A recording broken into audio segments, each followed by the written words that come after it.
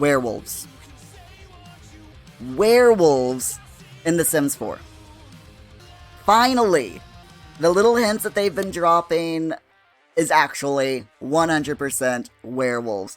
And it's just, oh my gosh. This should have been in when they released vampires, but it's still cool. It's still super, super cool, and I, for one, am really, really looking forward to it. We got this.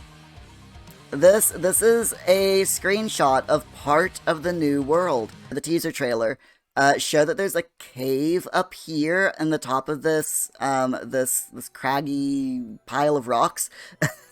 I don't know what you would call this.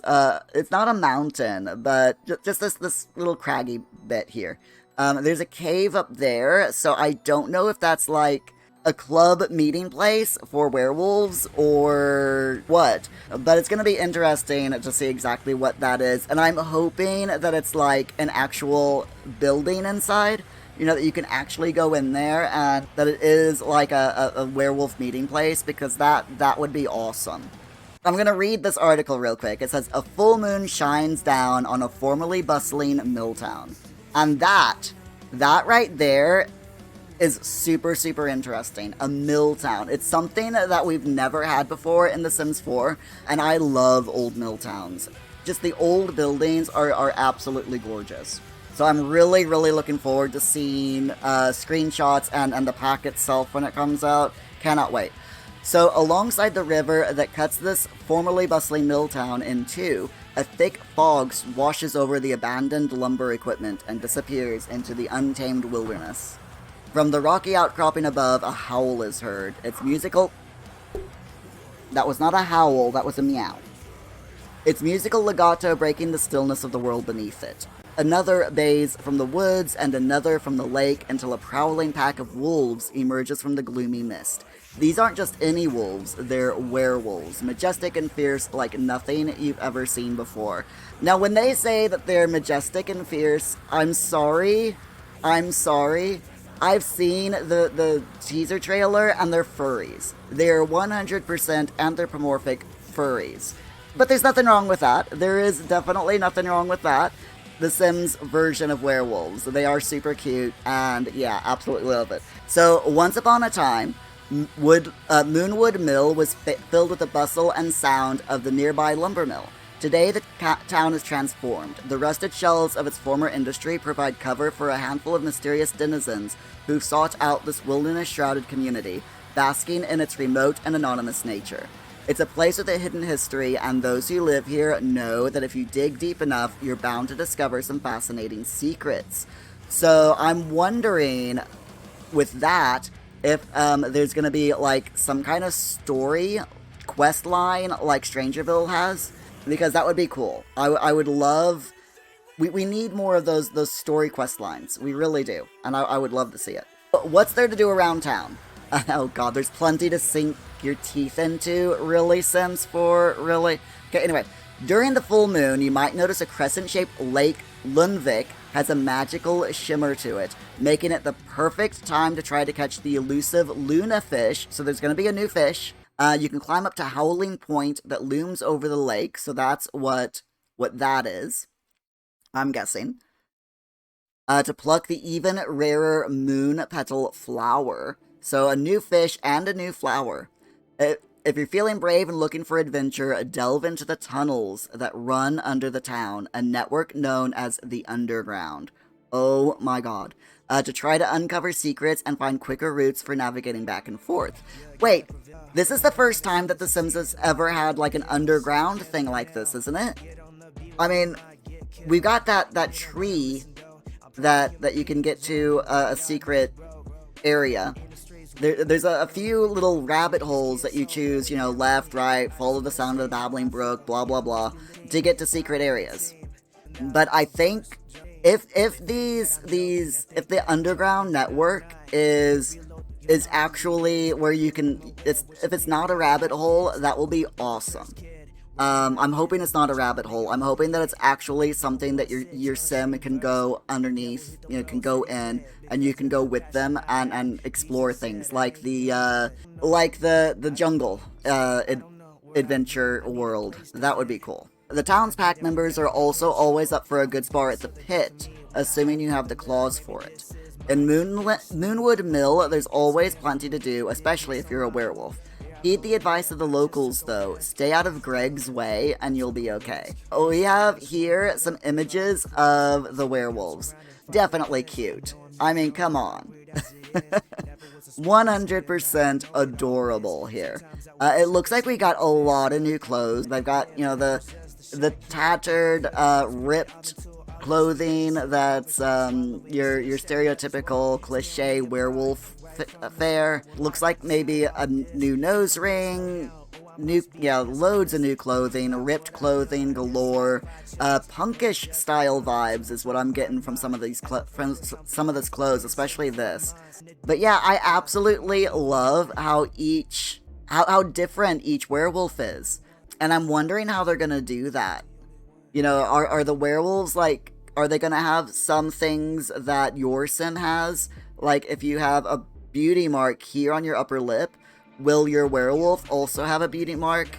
It looks like freckles, so if you have freckles, your werewolf will also have freckles. But I mean, this is seriously awesome. I am loving that punk look there. Absolutely love it. A werewolf can be many things: fierce, playful, dramatic, cuddly. The list goes on. In The Sims 4, werewolves come in all shapes, sizes, colors, and themes. In Create a Sim, you can fully customize your werewolf to tell the story you want. All werewolves start with a beast and a sim form that are linked, so similar to vampires, providing parity and matching up changes to body shape, clothes, and facial features to the other form.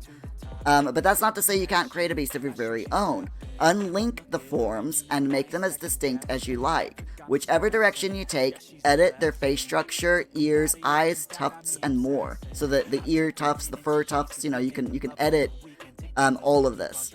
Paint on menacing scars to tell the story of a dramatic fight between opposing pack members, or cover them in silly jellyfish. You have full control over your beast form's pelt, so create one that's as traditional or wildly unexpected as you are.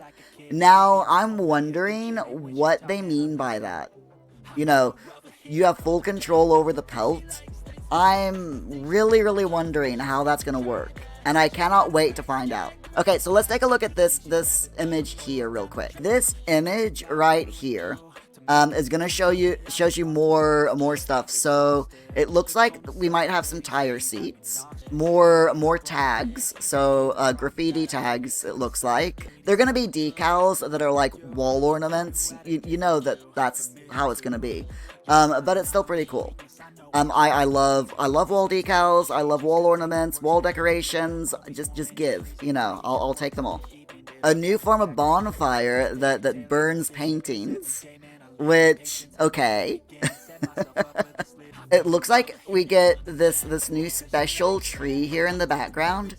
Okay, Felix, please lie down or sit. No, you're just gonna mess up my microphone. Okay, that's fine.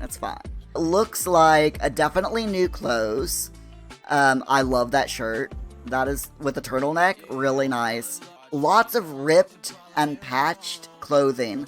Seems to be is what we're gonna get here.